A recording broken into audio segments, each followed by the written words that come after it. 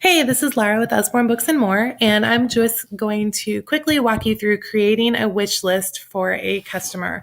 I think that this is one of the most important things you can do for your party sales, and it has always worked out really well for me to do a thoughtful and informative wish list for the different customers that are shopping a party. So I'm going to start with the way that I ask for a wish list. When I am on a party, one of my pre-party posts, this is usually a few days before the party starts so that I have plenty of time to work on it and they have plenty of time to look at the wish list that I make for them, is I will post a graphic asking the party guests to answer these questions and letting them know that I'll come up with a personalized wish list for them. And I am not afraid to have the hostess or do it myself tag every single party guest in this post.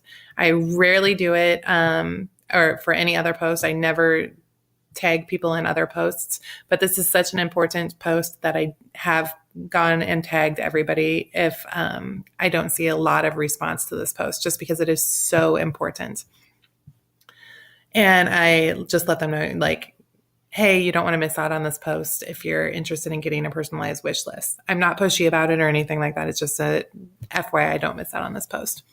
So I'll do this. And then once I've got their wish list, so here's somebody who said that they have a 2-year-old who loves these things and a new baby sister who's this old. Here's somebody who said this kid loves animals, outer space, he's 5.5, he's learning to read, etc. Once I've got that information, I will copy and paste the name from this post right into the wish list area. And to get there, you just sign into your main e-commerce account and then go to My Account. And then you're going to come over here on the side and click Add Wish List. And you will paste that name in here. Oops, I forgot to actually copy it. And then in this drop-down box, you will select the name of the party that this person is shopping under. And then you're going to click Save. And once you click Save, you will see this screen, which is the same screen you get if you click Wish Lists over here. And this will load them in the order that they were made. So Laura Belanti was the very first wish list I ever made. And the wish list I just created, or just fake created, is number 310. So you're going to click on this last arrow. If you have more than one page, you'll click on that last arrow to get to the very last wish list that you made.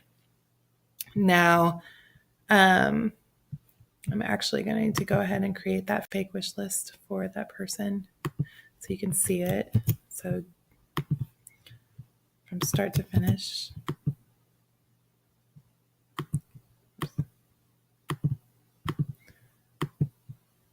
So I'm going to click Save there, and I'm going to go all the way to the end.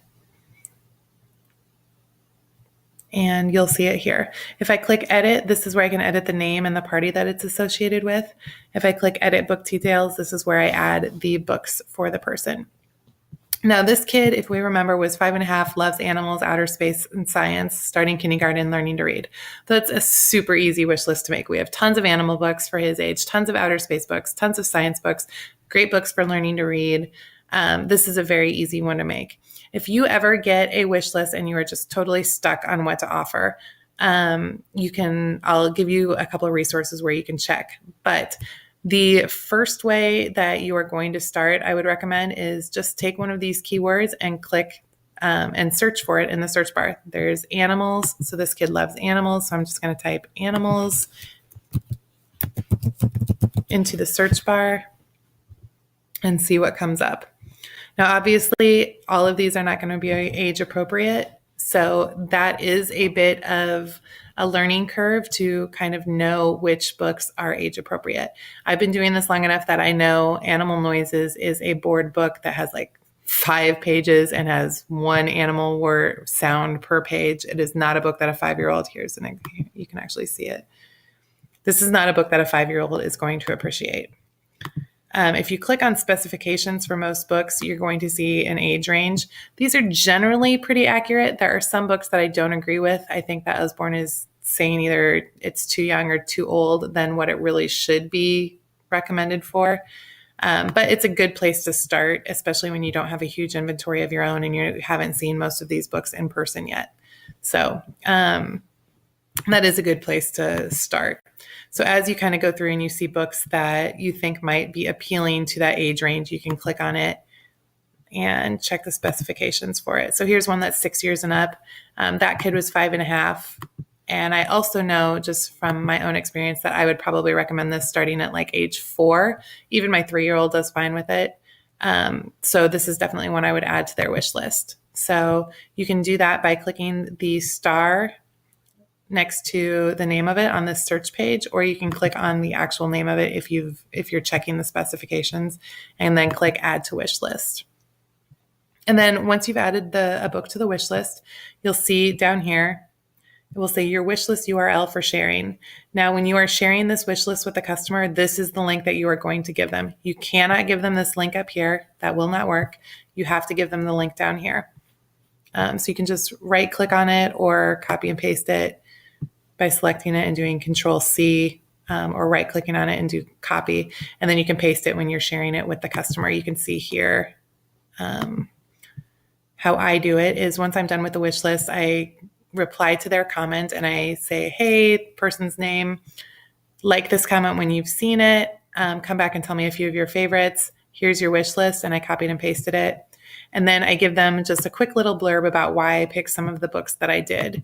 I picked this one because it's a great search and find book. I picked this one because it answers all of those who, what, where, when, why questions that kids ask, et cetera, et cetera. So I just give them a quick little rundown of a few of the books that I picked and why I picked that book, especially if whatever makes that book so enticing for this kid isn't immediately obvious just by looking at the cover and the name of the book.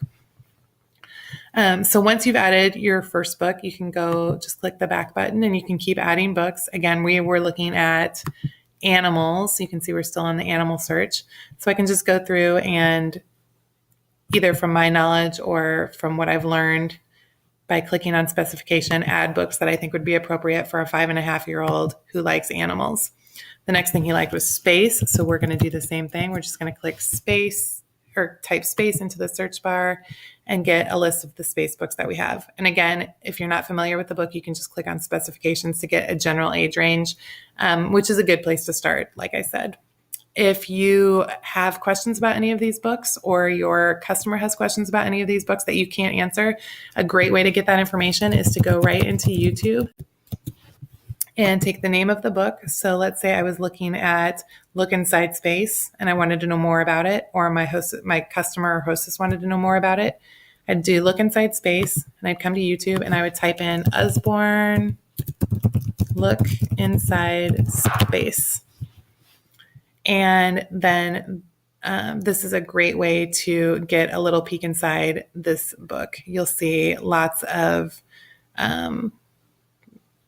different videos that you can check. So some of these you have to see, like this one is a peek inside space. That one isn't it. This one features look inside and see inside. So you just kind of have to look at the book and see if it is going over the correct one. But in this case, here's one right here, Look Inside Space. I can see that it's the right book there. And this wonderful video goes through and describes the book, lifts a couple of flaps, and tells you about the book in detail. So that is the best way to get information on books. I watched so many book videos when I was starting out, and I got so much information about videos that way. So I highly, highly, highly recommend doing that. So again, we would just add some space books and keep our wish list going. I usually try to do about 20 books per person. So if they have 5 kids, that might be 4 books per kid. The more kids that they have, sometimes their wish lists get really big, 30 books or 35 books if I can't just contain it to 20 books. But I try to keep around 20 books as the average number of books that I have per person. If you are ever stumped on what to offer somebody, you can always go to our Thrive product knowledge group and ask in here. Make sure you give the age of the kid, their reading ability if applicable, and what kind of what you are looking for. So this person was looking for suggestions for robot books. And then you can go back and add those books to the wish list. So that is how to create a wish list and how to get some great book information by using YouTube. And hopefully that helps.